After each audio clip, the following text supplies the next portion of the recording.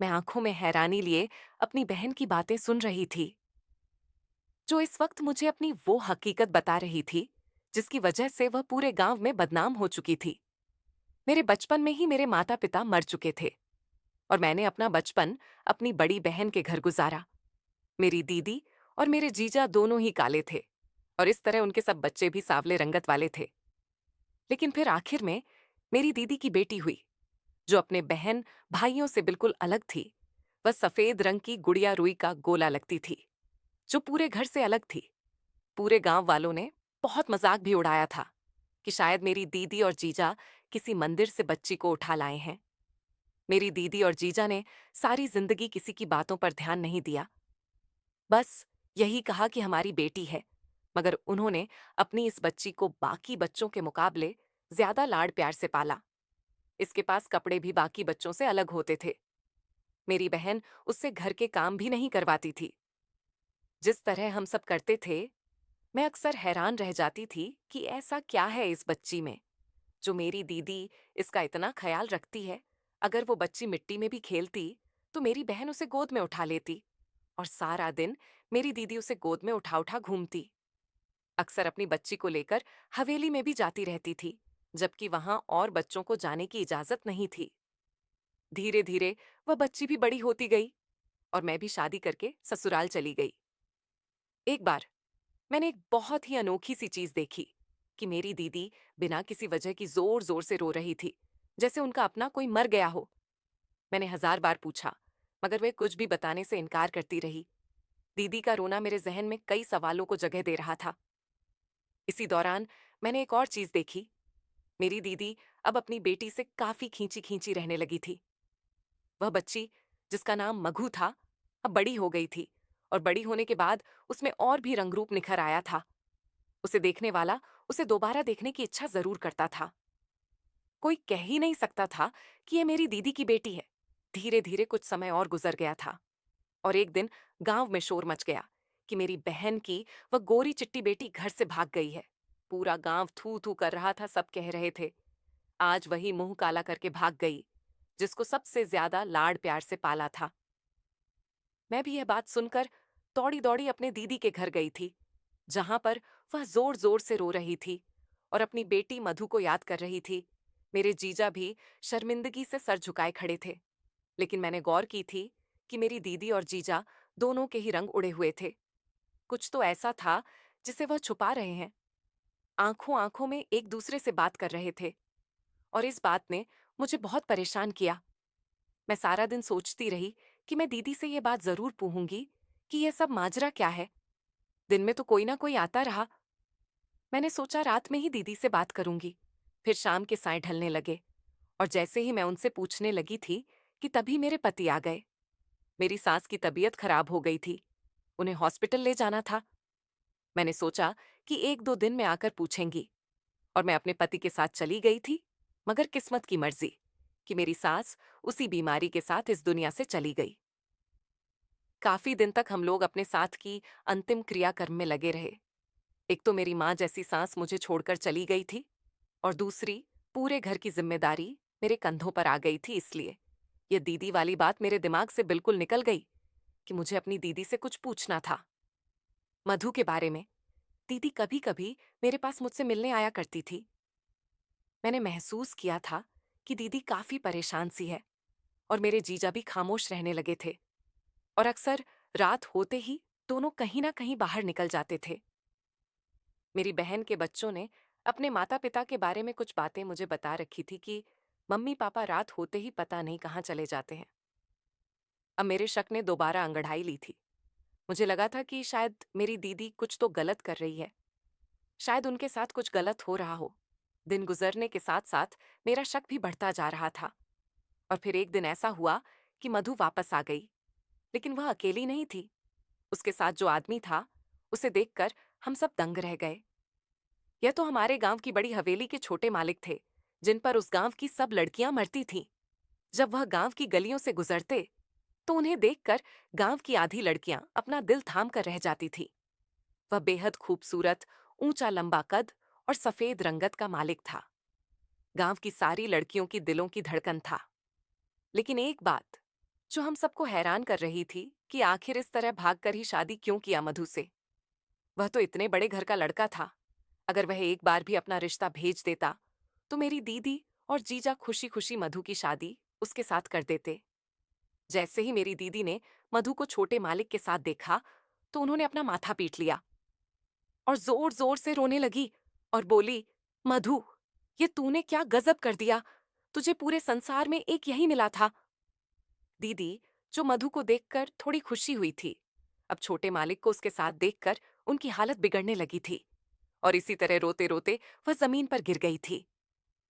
दीदी के गिरते ही मधु आगे आई और दीदी को थामना चाहा, लेकिन मेरे जीजा राजेश ने मना कर दिया और मधु को वहां से जाने के लिए कहा। सारा गांव आंखें फाड़कर ये मंजर देख रहा था कि देखो जरा उनकी हिम्मत। खुद तो सारी जिंदगी जिस हवेली में काम किया और नमक खाया, उसी के साथ शादी होने पर कैसे तड़प तड़प कर रो रहे हैं। जीजा ने मधु का हाथ पकड़कर उसे घर के बाहर निकाल दिया। मधु रोती हुई घर से चली गई। उसकी बड़ी बड़ी आंखों में आंसू चमक रहे थे, जिन्हें देखकर एक लम्हे को मेरा दिल भी पसीज गया था। दूसरे ही पल मेरी दीदी की हालत मेरी नजरों के सामने आ गई। मेरी दीदी की जो हालत हुई थी वह सिर्फ मधु की वजह से ही हुई थी। दीदी को काफी देर तक होश नहीं आया था। शाम हो रही थी कि तभी दीदी ने आंखें खोली और पहला सवाल यही किया, मधु कहाँ है। दीदी के सवाल का जवाब जीजा जी ने दिया था। उन्होंने बताया कि वह मधु को घर से निकाल चुके हैं, जिस पर दीदी ने शिकायती नजरों से जीजा जी को देखा था।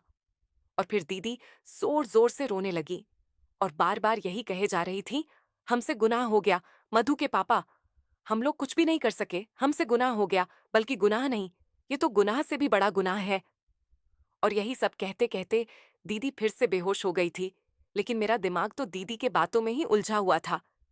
आखिर दीदी से ऐसा कौन सा बड़ा गुनाह हो गया जिस पर वह इस तरह रो रही हैं और बार बार बेहोश हो रही हैं।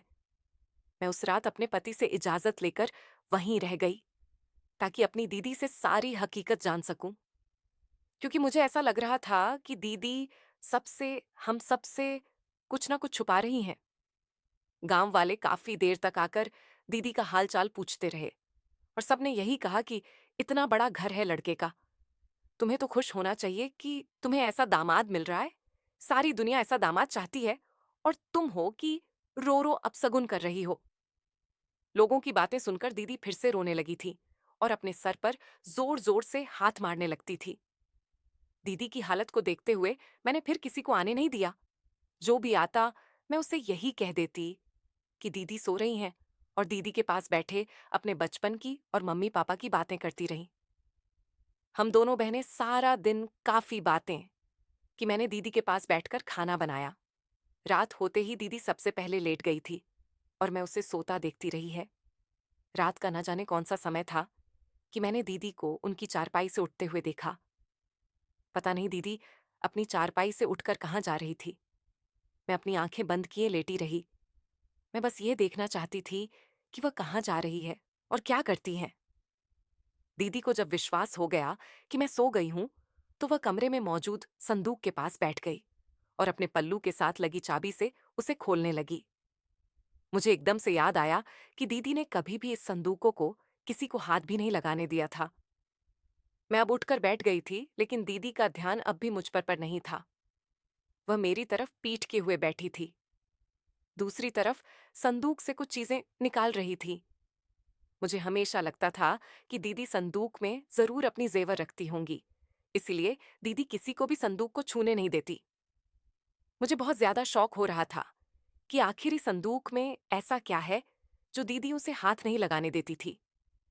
इसी तरह मैं चुपचाप बैठी रही और देखती रही थी, आखिर संदूक से क्या निकालती है। दीदी ने एक एक करके संदूक से सारी चीजें निकालनी शुरू कर दी और मैं उन्हें देखकर हैरान रह गई। सबसे पहले दीदी ने कुछ कपड़े निकाले थे जो बहुत ही छोटी सी बच्चे की थी। उसके बाद कपड़ों का साइज बड़ा होता गया। वह सब लड़कियों के ही कपड़े थे। उसके बाद दीदी ने खिलौने निकालना शुरू किए, कुछ प्लास्टिक के तो कुछ मिट्टी के थे। उसके बाद तस्वीरों की बारी आई। मैंने अपने दिमाग पर जोर डाला तो मुझे याद आया, सारे कपड़े तो बचपन से मधु पहनती आई थी और कुछ खिलौने भी थे, लेकिन मैंने कुछ खिलौने कभी भी मधु के पास नहीं देखे थे। इसके बाद दीदी ने तस्वीरें देखनी शुरू की। शुरू शुरू में जो तस्वीरें थीं, वह भी मधु की थी, लेकिन उसके बाद तस्वीरों में एक और अस्तित्व जुड़ गया था। मैं इतनी दूर भी नहीं बैठी थी कि देख ना सकूं, लेकिन फिर भी मैं दूसरे अस्तित्व को पहचान नहीं पा रही थी। लेकिन फिर भी वह दूसरा अस्तित्व किसी बच्ची का ही था, लेकिन मेरी पहचान में नहीं आ रहा था कि आखिर वह दूसरी बच्ची कौन थी। लेकिन मेरी दीदी और जीजा से काफी मेल खा रही थी। उसका रंग भी वैसा ही सांवला था जैसा कि दीदी और बाकी बच्चों का था। दीदी ने अपने गले से अपना दुपट्टा उतारा और वहीं जमीन पर फैला लिया और सारा सामान उस दुपट्टे के ऊपर रखना शुरू किया। साथ में वह चीजों को चूमते भी जाती थी और रोती भी जाती थी। फिर दीदी ने उस सारे सामान की एक गठरी बनाई और उठकर जैसे ही मेरी तरफ पलटी, मैं जल्दी से लेट गई। मैं देखना चाहती थी कि दीदी कहाँ जाएंगी। दीदी ने वो गठरी उठाई और आंगन से होती हुई गेट के पास आ गई। दीदी ने उसे जमीन पर रख दिया और उसके ऊपर मिट्टी का तेल डाल दिया। इससे पहले कि वह सारे सामान को आग लगाती, मैं फौरन आगे बढ़ी और दीदी का हाथ पकड़ लिया। मुझे देखकर दीदी के चेहरे की हवाइयां उड़ चुकी थीं। मैंने सारी चीजें उठाई और दीदी को लेकर अंदर आ गई। दीदी को चारपाई पर बिठाया और उन्हें पानी पिलाया। दीदी चुपचाप सर झुकाए ऐसे बैठी थीं, जैसे उनका कोई राज पकड़ा गया हो। मैंने उठकर एक बार फिर से बाहर देखा कि कहीं कोई जाग तो नहीं रहा। सुकून हो गए कि सब सो रहे हैं। तो मैंने अपनी बहन से सवाल किया, जो काफी दिनों से मेरे दिमाग में घूम रहा था। मैंने अपनी दीदी से कहा, दीदी, मुझे सब कुछ सच सच बताओ। कुछ दिनों से आपका रवैया मुझे बहुत अजीब लग रहा है। कुछ तो ऐसी बात है जो आप मुझसे छुपा रही हैं। इतना तो मैं समझ गई हूं कि जो भी आप मुझसे छुपा रही हैं, वह बात मधु से जुड़ी हुई है। प्लीज दीदी, मुझे सब कुछ बताओ। आपकी हालत भी कुछ दिनों से अजीब हो रही है। कभी एकदम से रोने लगती हो और कभी खामोश हो जाती हो और कभी बेहोश हो जाती हो। और अब पहले वह सब चीजें देखी, उन्हें देख देख कर रोई और अब आग लगाने के लिए ले जा रही थी मुझे। ये सब ठीक नहीं लग रहा। मैंने दीदी से ये भी कहा कि मुझे आपका ये सब करना शक में डाल रहा है। मेरा इतना कहना था कि दीदी ने फिर से रोना शुरू कर दिया। मैंने दीदी को चुप कराया और कहा, दीदी, ये रोने का समय नहीं है। प्लीज मुझे सब कुछ बताओ। हो सकता है अगर आप मुझे सब कुछ बता दें तो आपके मन का बोझ भी कुछ हल्का हो जाए। मेरी बात सुनकर दीदी बोली, ऐसा कुछ भी नहीं है। जैसा तुम सोच रही हो, ये सब तुम्हारे दिमाग की गलत फहमी है। मगर मुझे दीदी की बातों में बिल्कुल भी सच्चाई नहीं लगी और मैंने अपनी बात एक बार फिर से दोहराई, लेकिन वह सच बताने से इनकार करती रही। मैंने अपनी दीदी से कहा कि शायद आप मधु के सफेद रंग की वजह से मधु को कुछ ज्यादा ही पसंद थी। आपके बाकी बच्चे जरा सी भी गलती कर देती थी तो आप उन्हें कितना डांटती थी दीदी। इन सब बातों का क्या मतलब हुआ? क्या आप अपने और बच्चों से प्यार नहीं करती थी? क्या आपका प्यार सिर्फ मधु के लिए था? आप कैसी माँ हैं दीदी? अपने ही बच्चों में फर्क करती थी। बच्चे चाहे काले हों या गोरे, माँ बाप के लिए वह बराबर मोहब्बत के हकदार होते हैं। आपने अपने सब बच्चों को बराबर का प्यार नहीं दिया है, उनके साथ भेदभाव किया है। मेरी बातों पर दीदी की आंखें भर आई थीं और फिर धीरे धीरे दीदी ने मेरे सामने सच के पर्दे खोलना शुरू किए। एक ऐसा राज बताया जो आज तक दुनिया से छुपाए हुए थी। दीदी जैसे जैसे राज से पर्दा उठा रही थी, वैसे वैसे मेरा मुंह खुलता जा रहा था। दीदी ने बताया कि 18 साल पहले मैं उम्मीद से थी और उन दिनों हम लोग बड़ी हवेली वालों के लिए काम करते थे। मालकिन के घर पर भी औलाद होने वाली थी। उनका पहला बेटा उस समय 4 साल का था, जिसका नाम प्रताप था। मुझे याद है, एक बार प्रताप ने अपनी माँ से कहा था कि मुझे एक छोटी सी बहन चाहिए। छोटे से बच्चे का अंदाज इतना प्यारा था कि मुझे उस पर ढेर सारा प्यार आ गया था। लेकिन मालकिन यह सुनकर रोने लगी थी। वह काफी देर तक रोती रही थी। मैं सोचने लगी कि क्या बड़े लोगों को भी अपने लड़कियों के नसीबों से डर लगता है? बड़े लोगों को भी बेटी नहीं चाहिए, होती है, उन्हें भी बस बेटे ही चाहिए। बेटा बेटी में तो फर्क शायद गरीब लोग करते हैं, क्योंकि बेटी की शादी के लिए देने के लिए उनके पास ढेर सारा दहेज नहीं होता। आखिर बड़े लोगों को बेटा और बेटी से क्या मतलब? वह तो अपनी बेटी की शादी बहुत ही धूमधाम से ढेर सारा दहेज देकर कर सकते हैं। दिन ऐसे ही गुजर रहे थे और फिर मेरी डिलीवरी का समय हो गया और फिर मैंने एक बच्ची को जन्म दिया। उसी रात मालकिन ने भी एक बच्ची को जन्म दिया था। हर तरह से मुबारकबाद का शोर सुनाई दे रहा था, लेकिन मालिक और मालकिन के चेहरे पर मुझे परेशानी के साए दिखाई दिए थे। और मैं समझ नहीं पा रही थी कि आखिर ये सब क्यों इतना दुखी है। हम लोग गरीब हैं, फिर भी बेटी की पैदाइश पर खुश है। ये लोग तो इतनी धन दौलत वाले हैं, और उनके घर ये पहली बेटी है, फिर भी ये दुखी क्यों है। मैंने सोचा कि मैं मालकिन से इस बारे में जरूर बात करूंगी, और मैं सो गई। 2 दिन ऐसे ही गुजर गए थे। मुझे मालकिन ने अपने कमरे में बुलाया। मैं थोड़ी सी हैरान हुई थी, मगर अपनी बच्ची उठाई और वहां चली गई। मैं यहाँ काफी अरसे से काम कर रही थी। मेरी बेटी ने भी इसी घर में जन्म लिया था, लेकिन कभी मालकिन के कमरे में जाना नहीं हुआ था। आज मालकिन के कमरे में कदम रखा तो मेरी आंखें चौंधी आ गईं। ऐसी शान शौकत तो राजा महाराजाओं के घरों में होती होगी, जैसी वहां मालकिन के कमरे में थी। तभी मेरी नजर बिस्तर पर पड़ी, जहां बेशुमार जेवरात पड़े थे, जैसे किसी शाही सल्तनत का खजाना हो। मैं वो सब देखकर हैरान हो गई थी, साथ ही साथ डर भी रही थी। मालकिन ने ये सारा खजाना बाहर क्यों निकाला है? कहीं इसमें से कुछ चोरी तो नहीं हो गया, और जिसका इल्जाम मुझ पर आ गया हो। अलबत्ता मेरी आंखें अब भी सोने के ढेर पर थीं, जिसकी रोशनी से मेरी आंखें जगमगा गई थी। मालकिन आगे बढ़ी और मुझे बैठने को कहा। अपनी मालकिन की मैं नौकरानी थी। मैं वहीं जमीन पर बैठ गई। मालकिन ने मुझे कंधों से उठाया और बिस्तर पर बिठा लिया। और कहाँ सावित्री, तुम मुझे अपनी औलाद दे दो, अपनी बेटी मेरी गोद में डाल दो। भगवान की सौगंध खाकर कहती हूँ, मेरी तरफ से कभी कोई मुश्किल नहीं होगी। तुम्हारी बेटी को अपनी बेटी बनाकर पालूंगी। मेरे तो होश ही उड़ गए थे। अचानक मेरी पकड़ मेरी गोद में चिपकी है। मेरी बच्ची पर मजबूत हो गई थी। मैंने उसे कसकर अपने सीने से लगा लिया। वह मेरे सीने से चिपकी अंगूठा पीने में मग्न थी। मैंने घबराते हुए कहा कि मालकिन, आपकी तो खुद एक बच्ची है, फिर मेरी ये काली कलूटी बच्ची की आपको क्या जरूरत पड़ गई? मेरी बात सुनकर मालकिन फूट फूट कर रोने लगी, मानो जैसी मैंने उनकी दुखती रग पर हाथ रख दिया हो। रोते रोते कहने लगी, सावित्री, मजबूरियां किसी इंसान को नहीं देखती। मजबूरियां नहीं देखती कि बेटियां कैसे रंग की है। मालकिन की आंखों में मुझे दर्द नजर आया था। मेरी हैरत हद से ज्यादा बढ़ चुकी थी। मालकिन फिर मेरे सामने हाथ जोड़कर बोली, सावित्री, मुझसे मेरी बेटी लेकर अपनी बेटी मुझे दे दो। मालकिन मेरे सामने गिड़गिड़ा रही थी। इससे पहले मैं कुछ कहती, मालकिन मेरे कदमों में बैठ गई और मेरे पैर पकड़ लिए, और गिड़गिड़ाकर मुझसे भीख मांगने लगी कि प्लीज सावित्री, अपनी बेटी मुझे दे दो। इतने बड़े महल की मालकिन मेरे पैरों में बैठी हुई थी। ये सोचकर ही मेरे पैर कांपने लगे थे। मैंने जल्दी से मालकिन को उठाया, उन्हें बेड पर बिठाया और उन्हें पानी पिलाया। मुझे कुछ भी समझ नहीं आ रहा था कि मालकिन को कैसे दिलासा दूं। मालकिन थोड़ी शांत हुई तो फिर से कहने लगी, सावित्री, मैं तुम्हारी बेटी की शादी किसी अमीर घराने में करूंगी कि सब लोग अपने दांतों तले उंगली दबा लेंगे। मैं तुम्हारे बेटी को बाहर विदेश पढ़ने के लिए भेजूंगी। तुम ये मेरे सारे जेवरात अपने पास रख लो, बस अपनी बेटी से मेरी बेटी बदल लो। एक बार फिर से मेरी मालकिन की तान वहीं आकर टूटी थी। मैंने फिर से मालकिन से पूछा, मालकिन, आखिर कोई तो वजह होगी। आप अपनी इतनी सुंदर बेटी को मेरी काली बेटी से क्यों बदलना चाहती हैं? और फिर बिना किसी वजह के मेरा पति तो बिल्कुल भी नहीं मानेगा। आखिर इसके पीछे क्या वजह है? फिर मालकिन ने बताना शुरू किया। उनकी आंखों में दर्द उतर आया था। मालकिन ने बताना शुरू किया कि कभी कभी माँ बाप के गुनाहों की सजा बच्चों को भुगतनी पड़ती है, और ऐसे ही मेरी बच्ची अपने बाप के एक ऐसे जुर्म की भेंट चढ़ने वाली है जो इसके बाप से अनजाने में हुआ था।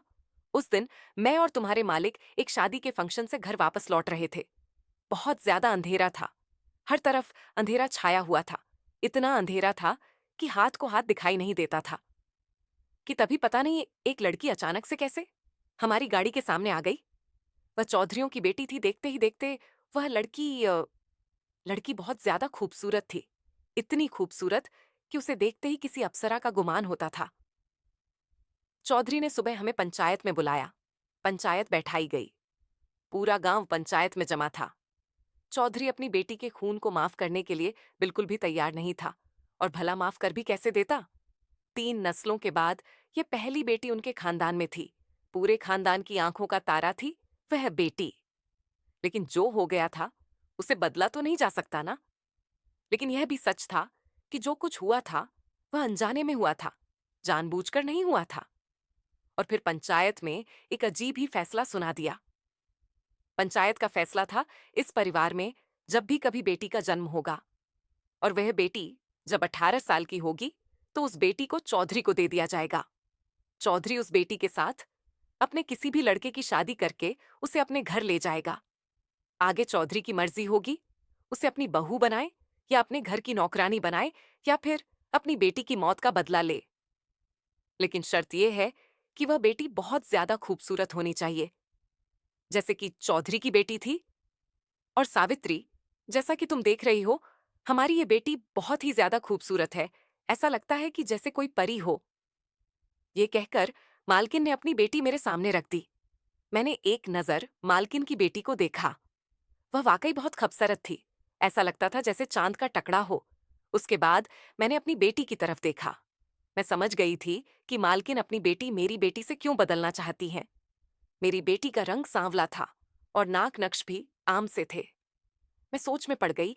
एक फैसला मेरी पूरी जिंदगी बदल सकता था, मेरे बेटों का फ्यूचर बना सकता था, मेरी बेटी की जिंदगी भी संवर सकती थी। मुझे बहुत सारी खुशियां, सारा ऐसो आराम मिल सकता था जिसकी मैं कभी ख्वाहिश किया करती थी। लेकिन अपने जिगर के टुकड़े को ऐसे ही किसी को कैसे सौंप देती। बच्चा काला हो या गोरा, अपने माँ बाप की जान होती है। लेकिन बहुत सोच विचार के बाद मैंने बच्चियां बदलने की अनुमति अपनी मालकिन को दे दी। मेरी बात सुनकर मालकिन का चेहरा खुशी से ऐसे खिल गया था, मानो उन्हें दुनिया जहान का खजाना मिल गई हो।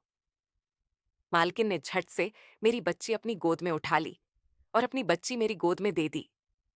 मेरी बच्ची को गोद में उठाते ही मालकिन ने मेरी बच्ची को बेतहाशा प्यार किया था, जबकि मैं तो उस गोरी चिट्टी खूबसूरत कांच की गुड़िया को प्यार करते हुए भी डर रही थी। ऐसा लग रहा था कि मेरे प्यार करने से कहीं वह मैली ना हो जाए। मालकिन ने अपनी बेटी मेरी गोद में देने का साथ साथ मेरी झोली जेवरात से भर दी थी और खुशी से चहकती हुए आवाज में मुझसे कहा था, सावित्री, तुम रोज अपनी बेटी से मिलने आ सकती हो। मेरी बेटी को भी अपने साथ लेकर जरूर आना। इस तरह हम दोनों अपनी अपनी बेटियों से मिल लेंगे। लेकिन हम इन बच्चियों को नहीं बताएंगे कि सच्चाई क्या है। जब बच्चियां बड़ी हो जाएगी, इनकी शादियां हो जाएंगी, तब इनको सच्चाई बताएंगे। खैर, मालकिन की इस बात से मुझे भला क्या परेशानी हो सकती थी। मैंने हाँ में सिर हिला दिया। घर आकर मैंने जैसे तैसे करके तुम्हारे जीजा को भी मना लिया था। पहले तो वह नहीं मान रहे थे, लेकिन मेरे बहुत समझाने पर मान गए। इस तरह एक नाजुक सी शहजादी हमारे घर में पहले लगी और मेरी बेटी महलों की जिंदगी जीने लगी। मैं महल में कभी कभी अपनी बेटी से मां नहीं हूं। मधु भी मुझे अपनी सगी मां की तरह प्यार करती थी। उधर मालकिन ने भी रोशनी को बिल्कुल सगी मां का प्यार दिया था। दोनों बच्चियां अपने अपने परिवार में खुश थीं। और फिर बच्चियां धीरे धीरे बड़ी होती गई। जब मधु और रोशनी 18 साल की हो गई, तो जैसा कि पंचायत ने फैसला सुनाया था, रोशनी को देखने चौधरी वाले आए थे। लेकिन रोशनी को देखते ही उन लोगों ने रोशनी को साथ ले जाने से मना कर दिया, क्योंकि फैसला तो ये हुआ था कि कोई खूबसूरत सुंदर बेटी ही चौधरी के साथ जाएगी, कोई काली और मामूली नैन नक्श की नहीं। मालिक और मालकिन ने उन लोगों को पैसों के लिए ऑफर किया, अगर आप बेटी नहीं ले जा रहे तो हमारी तरफ से सौगात में कुछ जेवरात और पैसे ले जाएं। लेकिन उन लोगों ने पैसे और जेवरात लेने से मना कर दिया। मैं भी बहुत हैरान थी कि भला इन लोगों ने जेवरात और पैसे लेने से मना क्यों कर दिया। लेकिन इस बात का जवाब मुझे अगले दिन ही मिल गया। मालकिन की तेज चीख सुनकर मैं अंदर कमरे में भागी थी, तो मेरी भी चीख निकल गई, क्योंकि रोशनी का पूरा शरीर ठंडा पड़ चुका था। उन लोगों ने अपनी बेटी का बदला ले लिया था। बेटी का बदला बेटी से ही लिया, चाहे कैसे भी लिया। उन्होंने अपनी बेटी खोई थी, तो हमारी बेटी भी हमारे पास नहीं रहने दी। मैं बहुत रोई थी, चीखें मार मार कर रो रही थी। मालकिन भी रो रही थी। आखिर उन्होंने भी रोशनी को मां बनकर पाला था। समय धीरे धीरे गुजरने लगा और हम रोशनी के गम से उभर आए। लेकिन फिर हमारे ऊपर दुखों का पहाड़ टूट पड़ा जब मधु ने कहा कि वह मालकिन के बेटे प्रताप से शादी करना चाहती हैं। उसने बताया कि हम दोनों एक दूसरे से प्यार करते हैं। मैंने और तुम्हारे जीजा ने उसे समझाने की बहुत कोशिश की। सच्चाई अभी नहीं बता सकती थी, क्योंकि अभी रोशनी वाले मामले को ज्यादा समय नहीं हुआ था। अगर चौधरियों को सच्चाई पता लग जाती तो हो सकता है मधु को भी उठाकर ले जाते। मैंने तुम्हारे जीजा ने पूरा जोर लगा दिया मधु को समझाने में। दोनों बहन भाई आपस में शादी कैसे कर सकते थे? ये तो बहुत बड़ा गुनाह हो जाता। हमारे समझाने पर मधु नहीं मानी और उसने एक दिन घर से भाग गई। पहले मुझे नहीं पता था कि मधु प्रताप के साथ ही भागी है, लेकिन जब उसके पति को देखा तो मेरे सर पर आसमान गिर पड़ा। मधु ने वही अनर्थ कर दिया था जिससे मैं बचाना चाहती थी। दीदी मुझे सारी सच्चाई बताकर फिर फूट फूट कर रोने लगी। मुझे दीदी पर दया आ गई। दीदी ने कितने दुख अकेले ही झेले थे। उसके बाद लोगों की बातें भी सुनी थी। ये सच था कि मालिक लोगों ने अपना वादा पूरा किया था। दीदी के बच्चों को पढ़ने के लिए अच्छे स्कूल में एडमिशन कराया था और आगे भी पढ़ाने का पूरा इरादा रखते थे। अब जब प्रताप और मधु ने शादी कर ली थी, इस बात को छुपाने का कोई फायदा नहीं था। मैंने दीदी को समझाया कि आप सारी सच्चाई अपनी मालकिन से कह दें। दीदी ने मेरी बात मान ली और अगली सुबह हम मालकिन की हवेली में पहुंच गए। वह लोग उस समय नाश्ता कर रहे थे। दीदी का सर इस बार झुका हुआ नहीं था। वह आराम से सर उठाकर मालकिन के सामने वाली कुर्सी पर बैठ गई और कहा, मालकिन, आज मैं आपको एक सच्चाई बताने आई हूं और वह यह है कि मधु ने प्रताप के साथ शादी कर ली है और जैसा कि आप जानते हैं ये बहुत बड़ा गुनाह है। बहन भाई आपस में शादी कैसे कर सकते हैं? यह बात आप लोगों को बताना बहुत जरूरी था, इसीलिए मैं सुबह सुबह चली आई। दीदी की बात सुनकर मालकिन के चेहरे पर मुस्कुराहट आ गई और दीदी को बहुत हैरत हुई। इतनी बड़ी बात सुनकर भी उनके चेहरे पर मुस्कुराहट थी। मालकिन बोली, मुझे पता है सावित्री की मधु और प्रताप ने शादी कर ली है, लेकिन आज मैं तुम्हें एक सच्चाई और बताती हूँ। प्रताप मेरा अपना बेटा नहीं है, वह तुम्हारे मालिक के दोस्त का बेटा है। तुम्हारे मालिक के दोस्त और उसकी पत्नी की एक्सीडेंट में मौत हो गई थी। दोनों पति पत्नी ने मौके पर ही आखिरी सांस ली, लेकिन प्रताप बच गया था। उसी समय से तुम्हारे मालिक ने प्रताप को अपना बेटा मान लिया और उसे अपने घर ले आए। मैं भी प्रताप से बहुत मोहब्बत करती थी, उसे अपने बेटे की तरह ही रखती थी। और मुझे पता है कि मधुचार और प्रताप ने शादी कर ली है। मैंने खुशी खुशी इस शादी को स्वीकार भी कर लिया है। इस तरह मेरी बेटी भी हमेशा अब मेरे पास ही रहेगी। मालकिन के चेहरे पर खुशी के जो रंग थे उनको बयान करना मुश्किल था। दीदी हैरत से आंखें फाड़े मालकिन को देख रही थी। उनका चेहरा सफेद पड़ चुका था, आंखों की चमक खत्म हो चुकी थी। ऐसा लग रहा था जैसे दीदी का सब कुछ छीन गया हो।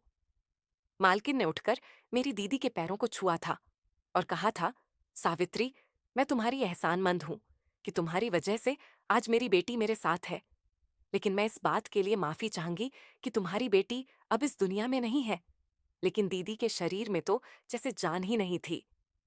चुपचाप बिना कुछ कहे हवेली से बाहर आ गई थी। उनकी आंखों में आंसू थे। आसमान की तरफ देखते हुए दीदी के मुंह से एक ही बात निकली थी, मेरे लालच की भगवान ने मुझे बहुत बड़ी सजा दी है। लेकिन मुझे लगता है आज इतिहास फिर से दोहराया गया था। गरीबों के हिस्से में जिल्लत, बदनामी, अकेलापन और दर्द आया था। अमीर तो इस बार भी जीत गए थे। मेरी दीदी ने अपनी बेटी भी खो दी। पूरे गांव की बातें सुनी, बदनामी भी उठाई कि बेटी ने भागकर शादी कर ली। दीदी चुपचाप वहां से उठाई थी। मैंने उनकी आंखों में आंसू साफ देख लिए थे। मैं रास्ते भर सोचती रही, खुशियों पर सिर्फ अमीरों का अधिकार होता है। क्या गरीबों का खुशियों पर कोई अधिकार नहीं होता? अगर आपको हमारी कहानी पसंद आई हो तो वीडियो को लाइक करें। चैनल पर नए हैं तो चैनल को सब्सक्राइब जरूर करें। धन्यवाद दोस्तों।